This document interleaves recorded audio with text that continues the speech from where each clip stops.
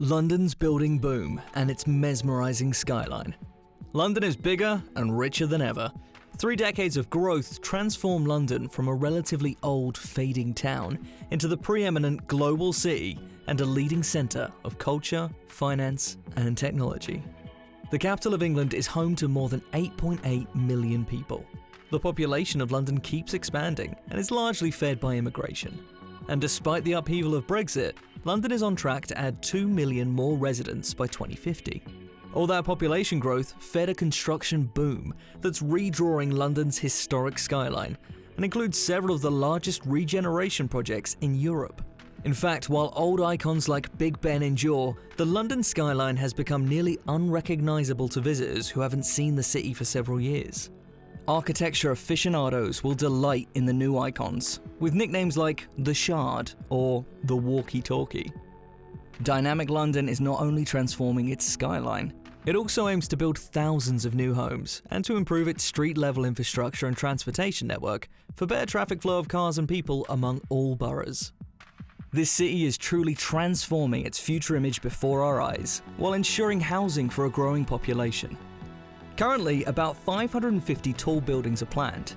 76 buildings, 20 stories or higher, were completed in 2019 alone, a new record.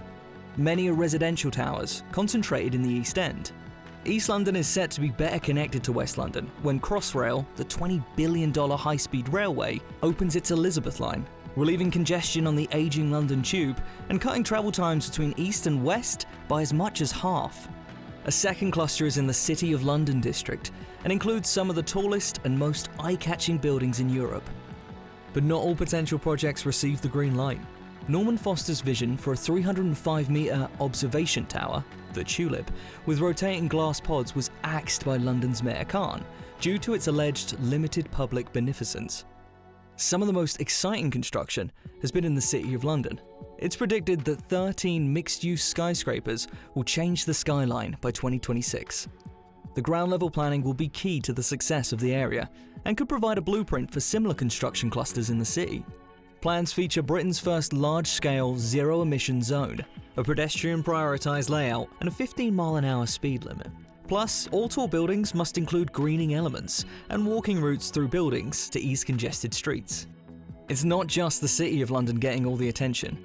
Camden, Barnet, and Hounslow have towers under construction for the first time. In 2019, 175 of the 541 tall buildings planned were in Outer London, an increase of 3% over the previous year. The East End Borough, Tower Hamlets, will see the highest concentration of towers, located north of the bend in the Thames River.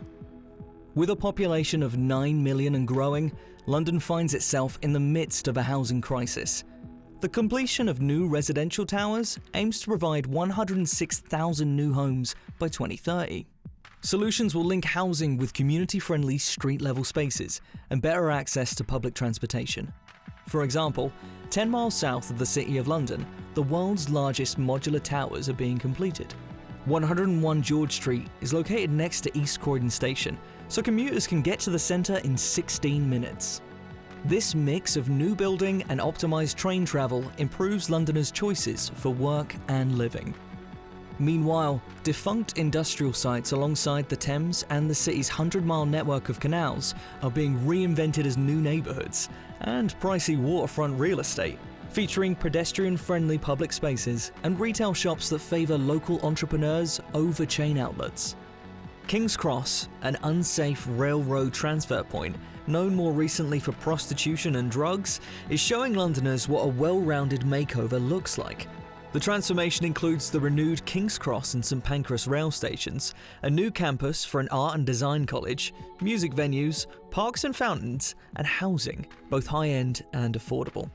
Google, DeepMind, Google's artificial intelligence research lab, and Facebook are building unconventional London headquarters there.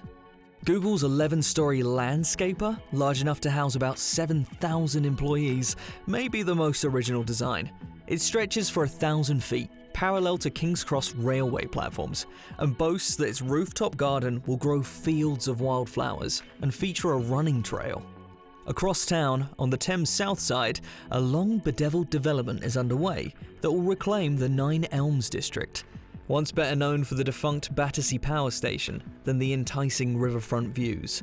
Reborn upscale and helped in part by the new US Embassy seat that opened up there last year, the project also is positioning itself to be the city's food centre, anchored by the new Covent Garden Market. The London headquarters of tech giant Apple will occupy 6 floors of the massive power plant's rebuilt boiler room. London's run of prosperity arrived with the usual set of urban headaches, and as they've worsened, many wonder whether their great city is losing its identity. Traffic is terrible. Air pollution is so bad that 2 million Londoners are living with illegal levels of toxic air, according to London's Emission Inventory Agency. Rising land values have pushed housing prices beyond the reach of average Londoners, forcing even well-paid professionals to pack up the kids and move out in search of affordable suburbs where a family can live. Will boom turn to failure? Can London have it all? Awesome skyline, title of one of the world's greatest trading cities, and still remain an appealing place to live? Is London on the road to lose its identity and everything that makes it so unique? The idea that London is oscillating on the edge of unravelling seems unimaginable, especially at a time like this. Londoners like to talk about their city's enduring resilience throughout history. London has survived a lot over the centuries. Plague, the Great Fire of 1966, the Blitz bombing raids during World War II, among other things. Remaining victorious through hardships gives reassuring evidence that London will prevail again in its European divorce. But in the current crisis, London has the advantage because there is no obvious challenger. Paris, Dublin, Amsterdam, and Frankfurt all have financial service industries, but none has quite the range of assets or historic strengths that have carried London through 2,000 years, starting with the mother tongue. English is the universal language. London's trading connections, established when the empire ruled a quarter of the world, are embedded in its DNA and give London an edge, especially in Asia. Thanks to all these and many other factors, London's going to keep expanding its skyline while trying to preserve its identity at the same time.